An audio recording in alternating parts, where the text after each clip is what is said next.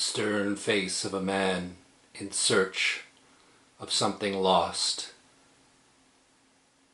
something powerful, a character journeying through his story in a dreamlike state, wandering at times aimlessly and at other times with great purpose through his mysterious narrative. An experience that requires patience,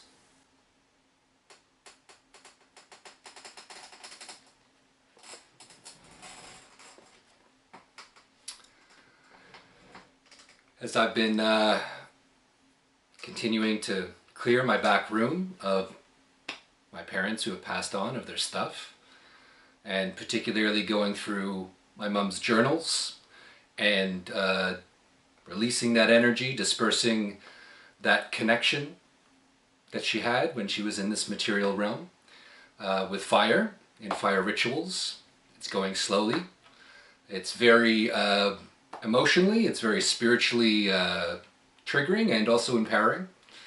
But I'm doing the work. I'm getting it done. And it's quite a transformative process.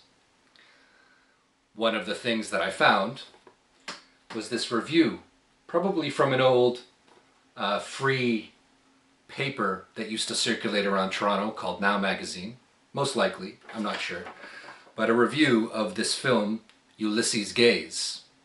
And so as part of the series that I've started called RowFound Beauty, I wanted to read this review and make a few comments on art or artsy things or cinema or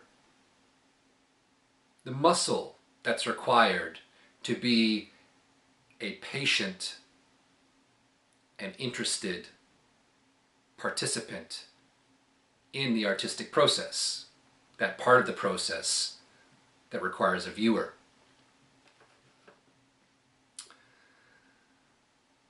This film stars Harvey Keitel when he was young and dashing, maybe not necessarily the height of his fame, but when he was quite a powerful figure, I guess, as an actor in his field. And it's a long, almost 3 hours, and very slow film with somewhat subtle and kind of understated, but very, very beautiful sweeping cinematography. I suggest you check it out. Maybe this review will pique your interest. The review is titled Angelopoulos's Gaze. It's a bit of a tongue twister. It's the last name of the director.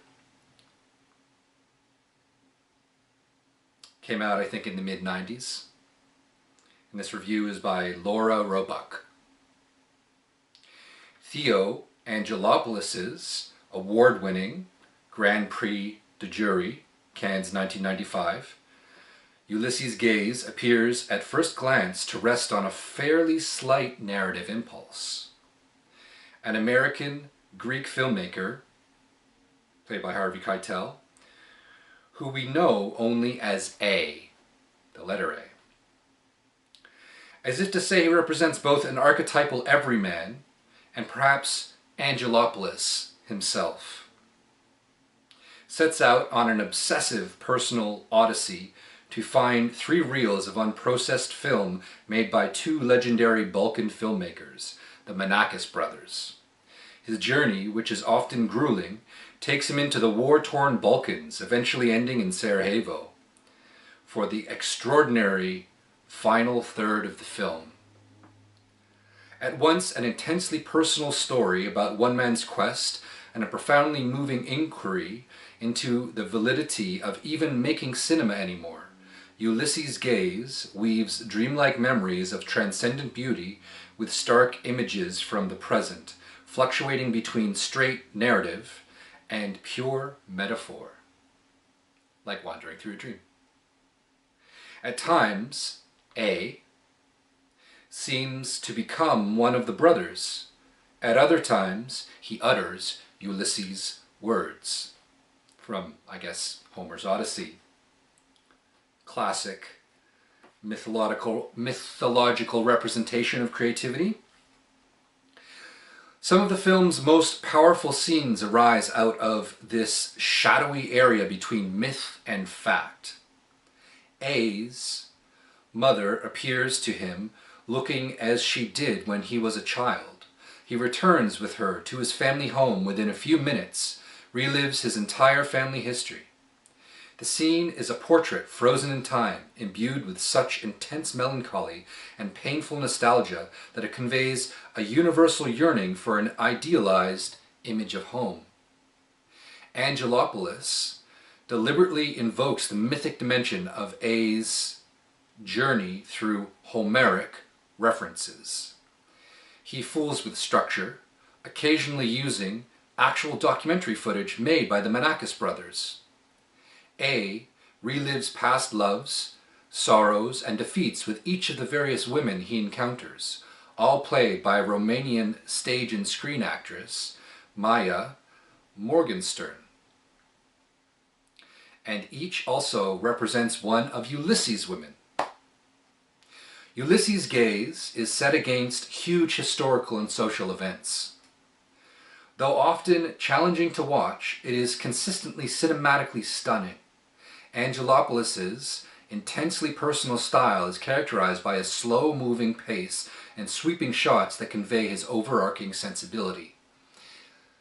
Personally, it's probably the slowest film that I've seen in many, many years. Not just slow, but like I said, long. But worth the watch. Worth flexing that muscle, that patient muscle that a good viewer that appreciates art must possess. As A begins his journey, he travels into the bleak, grey Albanian landscape. We see wide expanses of snow, desolate fields, people standing aimlessly, holding their few belongings, watching and waiting. The music is melancholy, poignant. Eleni Karindro's score is consistently moving. Everyone is searching, not just A, searching for a lost home or a homeland.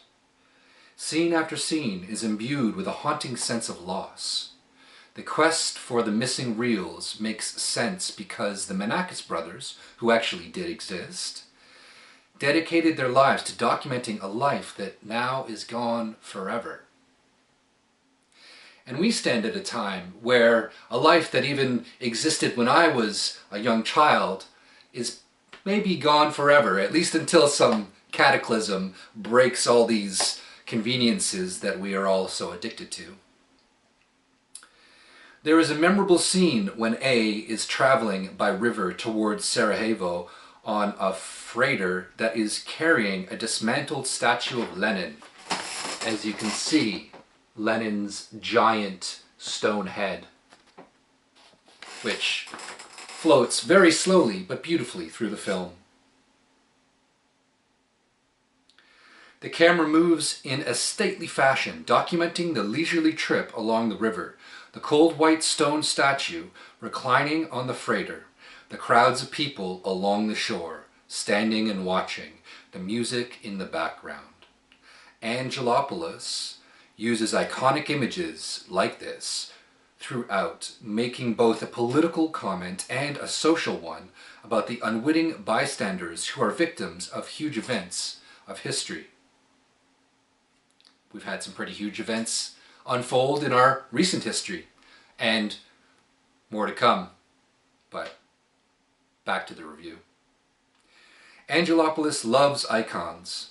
He's obviously doing this again with his use of Keitel, a definite movie star and icon. This thoughtful film asks if art matters anymore.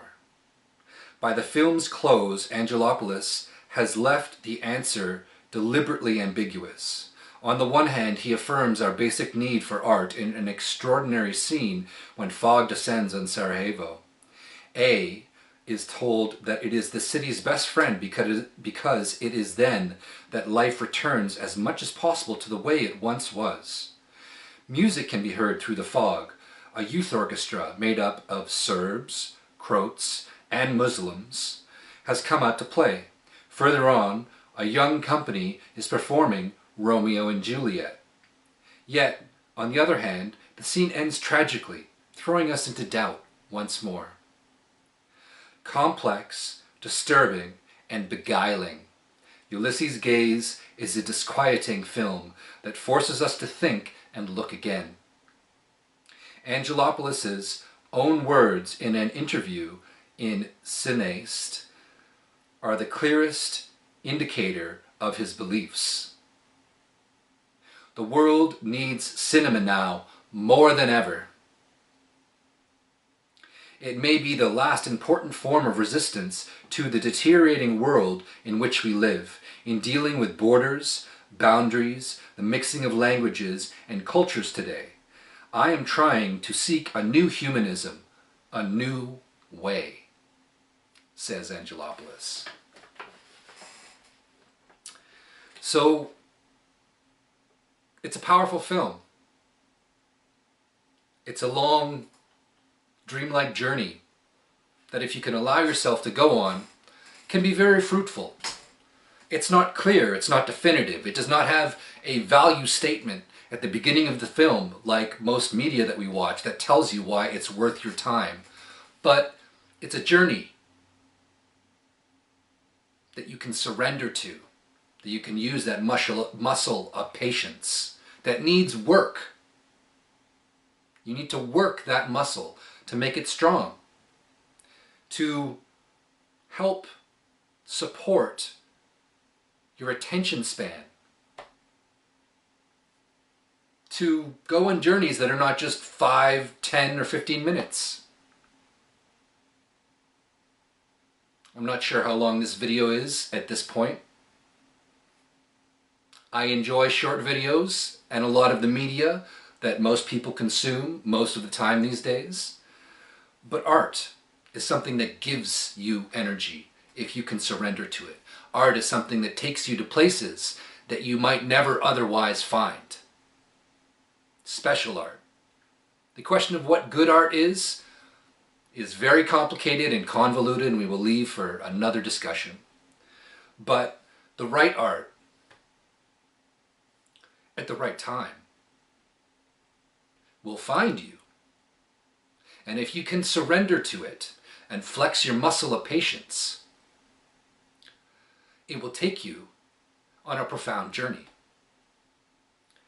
And it will teach you things that you cannot learn on YouTube or TikTok or Instagram.